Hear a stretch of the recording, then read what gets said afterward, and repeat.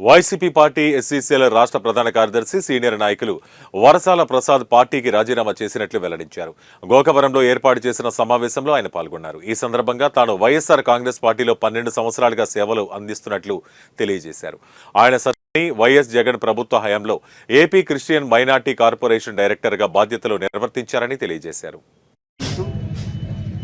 ఆయన ఆత్మకు శాంతి కలగాలని కోరుకుంటున్నాను. ముఖ్యంగా ఈరోజు మీడియా మిత్రుల్ని ఆహ్వానించడానికి ముఖ్య కారణం ఏంటంటే, ముందుగా వారికి కూడా నా ధన్యవాదాలు తెలియజేసుకుంటూ, నేను గత 12 సంవత్సరాల క్రితం నుంచి కూడా వైఎస్ఆర్ కాంగ్రెస్ పార్టీలో కొనసాగుతూ ఉన్నాను. ఇప్పటికీ కూడా వైఎస్ఆర్ కాంగ్రెస్ పార్టీ ఎస్ఎస్ఎల్ రాష్ట్ర ప్రధాన కార్యదర్శిగా కొనసాగుతున్నాను.